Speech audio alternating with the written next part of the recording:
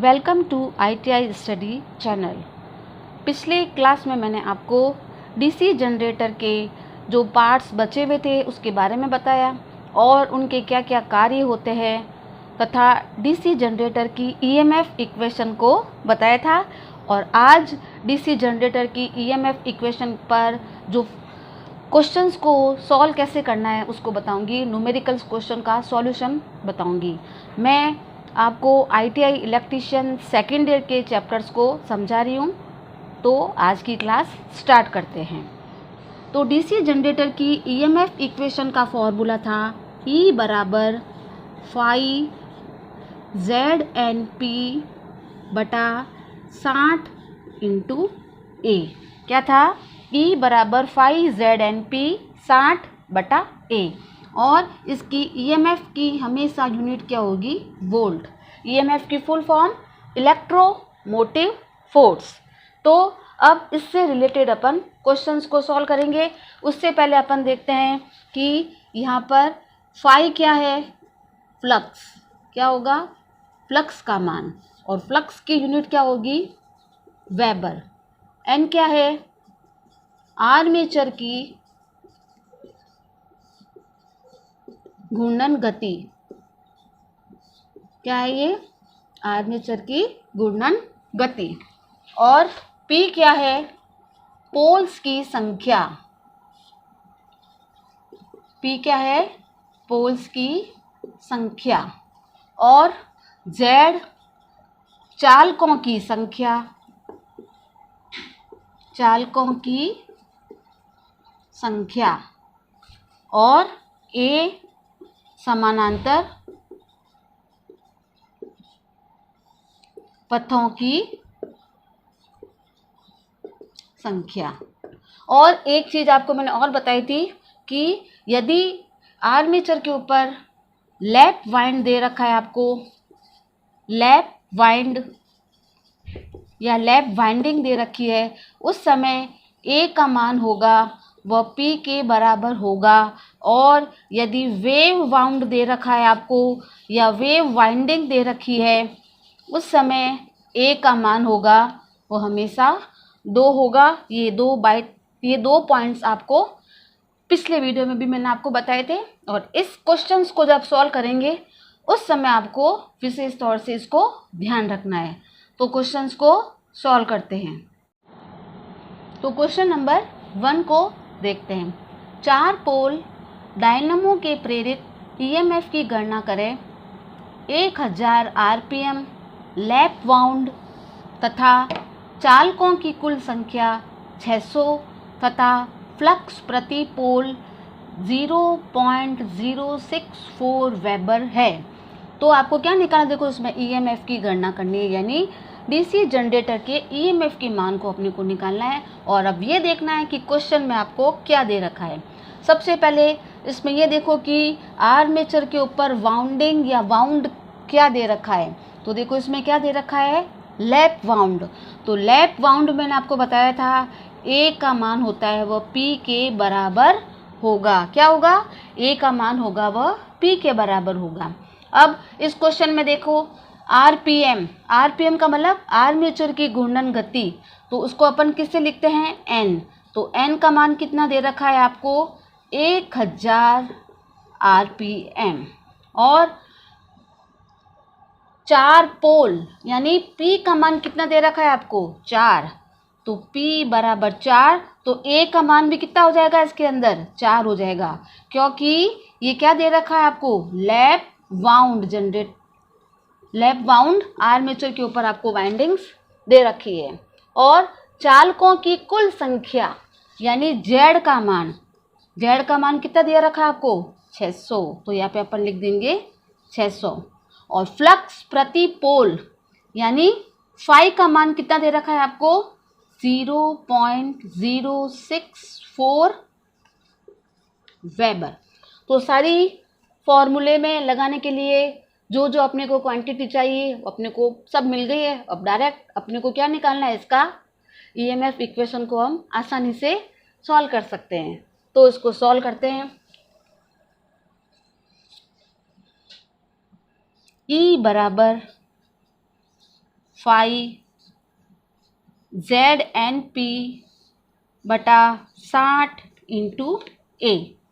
सारी जो राशियाँ हैं फॉर्मूले के अंदर अपन पुट कर देते हैं इनके मान को। फाई का मान कितना दे रखा है 0.064 इंटू जेड का मान 600 इंटू एन का मान कितना दे रखा है 1000 इंटू पी का मान कितना दे रखा है यानी पोल का मान कितना दे रहा है 4, तो ये 4 बटा 60 इंटू ए का मतलब लैप वाउंड दे रखा है तो ए का मान हमेशा पी के बराबर होगा। जितने पोल की संख्या होगी वही पी का मान वही ए का मान होगा। तो पी का मान कितना दे रखा है आपको 4 दे रखा है तो ए का मान भी कितना हो जाएगा 4, तो इंटू 4। इसको सॉल्व करें तो इन ऊपर वाली राशियों को सॉल्व करने पर इसका मान आएगा 153,600 बटा 60 इंटू 4 को किया तो इसका उत्तर आ जाएगा सॉल्व करने पर 240। 60 को 4 से गुणा किया तो 240। अब इसमें इसका भाग दिया तो अपने को इसका मान मिलेगा वो आएगा अपना 640 वोल्ट। क्या आ जाएगा 640 वोल्ट और यही इसका आंसर है। वापस बता देती हूँ आपको कि 4 पोल डायनामो के प्रेरित ईएमएफ की गणना करें। 1000 आरपीएम लैप वाउंड तथा चालकों की कुल संख्या 600 दे रखी है और फ्लक्स प्रति पोल 0.064 वेबर है। तो इक्वेशन आपको याद होगी तो ही आप इसको सॉल्व कर पाओगे, नहीं तो ये क्वेश्चन सॉल्व नहीं होगा। इक्वेशन का जो मान होता है वो ये होगा E बराबर 5ZNP बटा 60 इंटू ए। ये आपको फॉर्मूला टिप्स के ऊपर याद होना चाहिए ताकि आपको फटाक से अगर क्वेश्चन आए तो उसका सॉल्व भी कर सकते हो और या आपको इक्वेशन भी पूछे तो भी आप फटाक से अगर याद होगी तो ही इसका आप उत्तर दे पाओगे। अब इसमें पहले देख लो पोल का मान कितना दे रखा है क्वेश्चन में 4 का मान 4 दे रखा है तो ए बराबर 4 रख दिया अपन ने। और ये मैंने आपको बताया कि आर्मेचर के ऊपर वाइंडिंग्स को देखनी है लैप है या वेव है, इसमें लैप बता रखा है तो लैप वाइंडिंग के अंदर हमेशा ए का मान होता है वह पी के बराबर होता है। तो जितना मान पी दे रखा है उतना मान ए का हो जाएगा तो ए का मान भी कितना हो जाएगा 4। इसके बाद गति आरपीएम में नापते हैं हमेशा आर्मेचर की तो 1000 तो एन की जगह क्या आ जाएगा आपका 1000। उसके बाद जेड का मान चालकों की संख्या, यहाँ पे चालक की जगह आपको कंडक्टर्स भी लिखा हुआ आ सकता है तो भी उसका मतलब चालक ही होगा, चालक को इंग्लिश में कंडक्टर्स बोलते हैं। तो जेड बराबर 600 और फाई यानी फ्लक्स का मान कितना दे रखा है आपको 0.064 वेबर। ये सारे मान सूत्र के अंदर लगा देंगे और लगाने के बाद इसको सॉल्व किया तो इसका आंसर आ गया 640 वोल्ट। ऐसा समझना है।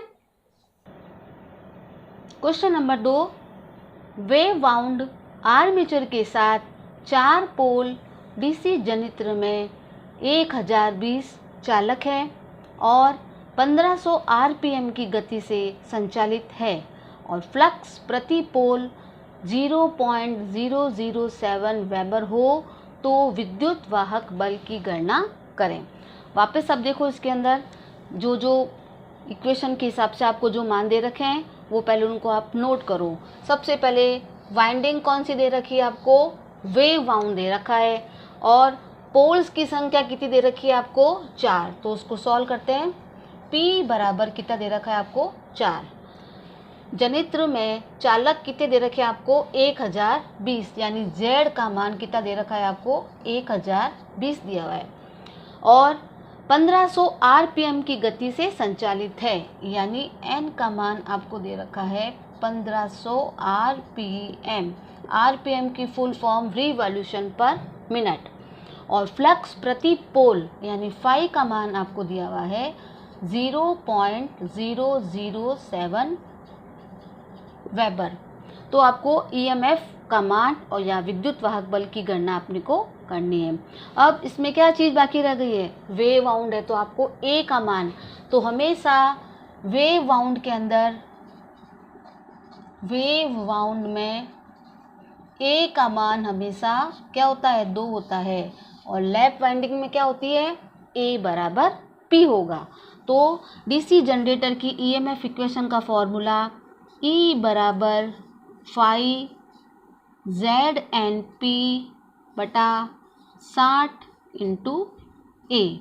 तो ये सारे मान फॉर्मूले में अपन रख देते हैं। फाई की जगह कितना आ जाएगा, ये 0.007 इंटू जेड की जगह क्या आ जाएगा, 1020, एन की जगह कितना आ जाएगा, 1500।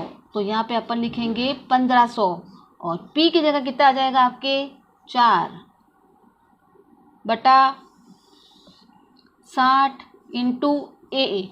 क्योंकि वेव वाउंड दे रखा है तो इसमें ए का मान क्या होगा, हमेशा 2 होगा। तो इसकी जगह अपन ए की जगह पे अपन 2 लिख देंगे।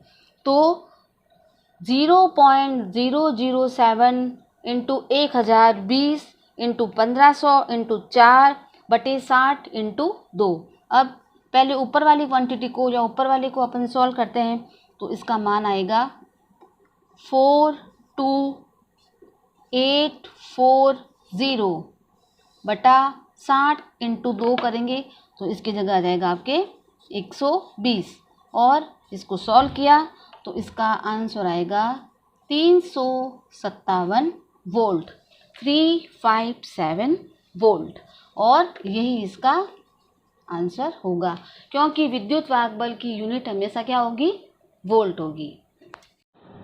नेक्स्ट क्वेश्चन, 4 पोल वाले वेव वाउंड आर्मेचर में 51 स्लॉट है और प्रत्येक स्लॉट में 20 चालक है।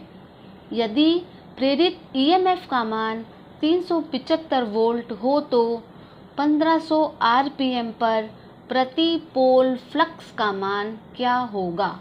अब इस क्वेश्चन में आपको फ्लक्स के मान को पूछा है, तो पहले जो मान आपको दे रखा है उसको अपन लिखते हैं।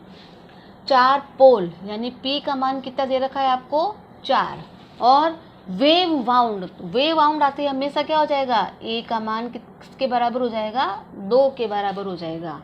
आर्मेचर में 51 स्लॉट है और प्रत्येक स्लॉट में 20 चालक दे रखे हैं आपको, तो इसमें चालकों की संख्या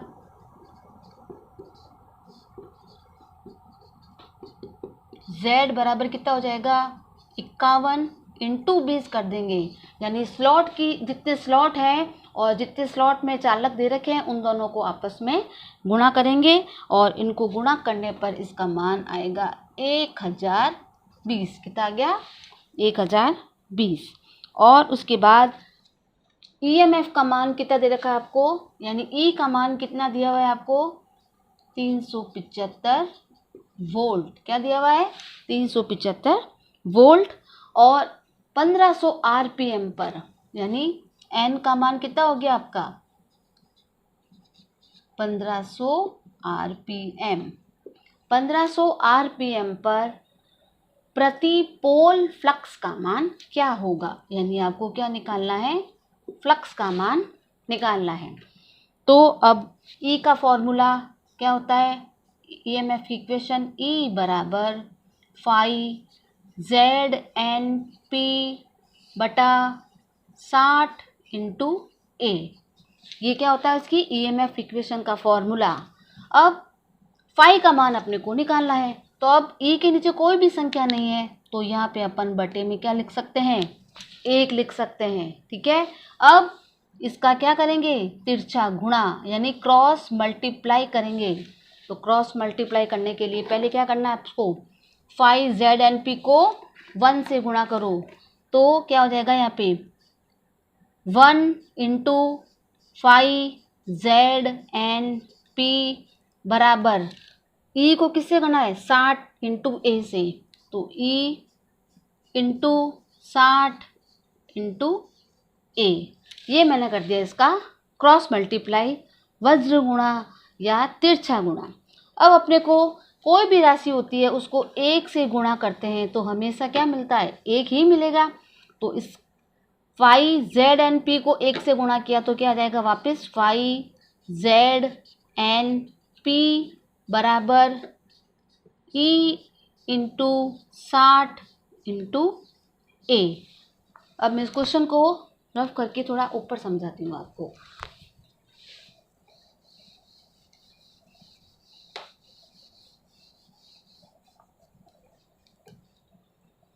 तो क्या आ गया आपका, फाई जेड एन पी बराबर ई इंटू 60 इंटू ए।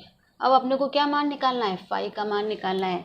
तो जिस राशि का मान निकालना है पहले उसको आप बाहर ले लो, और जो उसके पास में राशि होती है उसको अपन बटे में ले आएंगे। तो ई इंटू 60 इंटू ए बटा ये जेड एन पी इसके पास में, तो ये अपॉन में आ जाएगी जेड एन पी। ठीक है, यहाँ तक समझ में आ गया सबको। अब क्या करेंगे, ये जो अपने को फॉर्मूले में जो मान दिए हुए हैं सब अपन फॉर्मूले में लगा देते हैं। तो फाई बराबर ई का मान कितना दे रखा है आपको, 375। तो यहाँ पे अपन लिखेंगे 375 इंटू 60 इंटू ए की जगह क्या आ जाएगा आपकी, वेव बाउंड दे रखा है तो ए की जगह कितना आ जाएगा 2 बटा जेड, जेड की जगह कितना आ जाएगा आपके 1020 इंटू एन की जगह क्या आएगा आपके 1500 आरपीएम, यहाँ पे लिखेंगे अपन 1500 इंटू पी यानी पोल्स की संख्या जो कितनी दे रखी है आपको क्वेश्चन में 4 मल्टीप्लाई 4। तो ये जो भी अपने को मान मिले थे वो मैंने सारे इनके मान को फॉर्मूले के अंदर लगा दिया है। अब इसको सॉल्व करेंगे। पहले अपन ऊपर वाली राशि को सॉल्व करते हैं।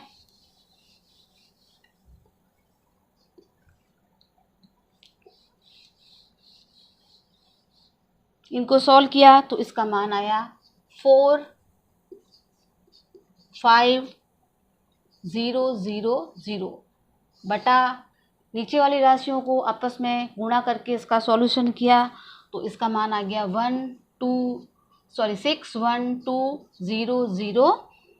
4 बार पीछे 0 आ जाएगा। वापस बोल रही हूँ, जो फाई का मान इनका कैलकुलेशन आपस में किया तब आया 45000 अपॉन 612, 4 बार 0 आ जाएगा उसके पीछे। अब इनका अपन सॉल्व करेंगे तो सॉल्व करने पर इसका मान आ जाएगा आपके 0.00735। क्या आ जाएगा 0.00735 और फ्लक्स की यूनिट क्या आ जाएगी पीछे वेबर। ये इसका आंसर होगा। तो मैं उम्मीद करती हूँ कि आपको मैंने जो क्वेश्चन बताए हैं वो आपको समझ में आए होंगे। नेक्स्ट वीडियो नेक्स्ट क्लास के अंदर आपको बताऊंगी मैं, और उसी के साथ जो अगले इसके पार्ट्स बचे हुए हैं, डीसी जनरेटर का क्लासिफिकेशन क्या होता है और डीसी जनरेटर की जो ईएमएफ इक्वेशन के कुछ एक आध क्वेश्चन और है उनका भी मैं आपको सॉल्यूशन करके बताऊंगी। तो तब तक आप इस वीडियो को देखो, समझो, और उसके बाद इसको आप नोट्स के रूप में भी आप कॉपी में लिख सकते हो, क्योंकि ये न्यूमेरिकल क्वेश्चन है। जब तक आप अपने हाथों से सॉल्व नहीं करोगे तब तक इसमें कोई भी आपको समझ में नहीं आएगा। यूँ तो देखने पर सब समझ आ जाएगा, परंतु जब तक इसको अपने हाथों से सॉल्व नहीं करोगे तब तक इसको नहीं कर पाओगे आप। तो आज की क्लास यहीं पे समाप्त करते हैं। Thank you.